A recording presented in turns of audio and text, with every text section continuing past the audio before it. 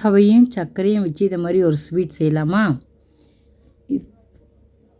இது ரொம்ப ஈஸியாக செய்யலாம். அது எப்படி செய்யுதுன்னு பார்க்கலாம்.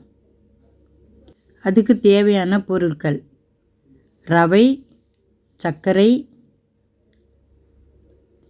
முந்திரி பருப்பு, சோட்டா மாவு, கேசரி பவுடர், ஏலக்காய், 1 ஸ்பூன் நெய். ஒரு கடாய் வச்சுட்டு அதில் 1 ஸ்பூன் நெய் எடுத்து அதில் ஊற்றிட்டு முந்திரி பருப்பு எல்லாத்தையும் சேர்த்து அதை நல்லா வறுத்துக்கோங்க. வறுத்து எடுத்து வச்சுக்கோங்க.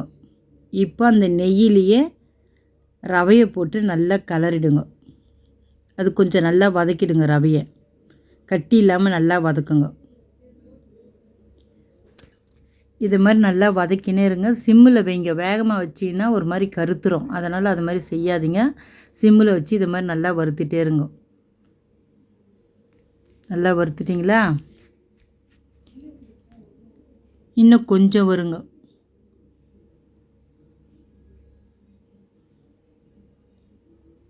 அவ்வளோதான். நல்லா வறுந்துடுச்சு. இப்போ அதை எடுத்து ஒரு கிண்ணத்தில் வச்சுருங்க. அதை ஆற விட்ருங்க.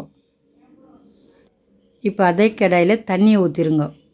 தண்ணி ஊற்றிட்டு சர்க்கரையை அதிலே சேர்த்துட்டு நல்லா கரைச்சிருங்க. சர்க்கரையை இது மாதிரி கரைச்சிருங்க. நல்லா பாருங்கள், சர்க்கரை கரையில் இன்னும் கொஞ்சம் நேரம் கரையிட்டோம். சர்க்கரை கரைஞ்சிடுச்சு. கொஞ்சம் கொதிக்கிட்டோம் தண்ணி. இப்போ நல்லா இது மாதிரி கொதிச்சிட்டோன்னே கேசரி பவுட்ரு போட்டுருங்க. நம்ம என்ன கலர் வேணாலும் போட்டுக்கலாம். ஏலக்காய். இப்போ அப்பசோடாமா போட்டு எல்லாத்தையும் கலக்கிட்டு நம்ம வறுத்து வச்சுருந்த பாருங்கள் நெய்யில் ரவை, அதை எடுத்து கொட்டி இதை மாதிரி கலக்கிடணும். நல்லா கலக்குங்க. கொஞ்சம் வேகணும். அந்த ரவை வேகிற வரையும் நல்லா கலக்கிடுங்க. நெய் எதுவும் சேர்க்க வேணாம். இன்னும் கொஞ்சம் கட்டியாகட்டும்.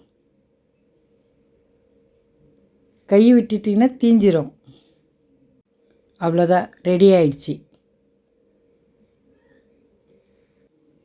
இப்போ நம்ம ஒரு பிளேட் எடுத்து ரவுண்டாக எடுத்து அதை நெய் போட்டு தடவிடுங்க. தடவிட்டு இப்போ இதை எடுத்து அதில் வச்சுருங்க. அந்த தட்டில் வச்சுட்டு ஒரு 2 நிமிஷம் விடுங்க. ஆறிடும். ஆறின உடனே அதை அப்படியே கட் பண்ணி எடுத்துக்கலாம். கத்தியை வச்சு கட் பண்ணிங்கன்னா வந்துடும். நான் ஒரு கையில் வீடியோ எடுத்துன்னு ஒரு கையில் கட் பண்ண முடியல. அவ்வளோதான், கட் பண்ணியாச்சு.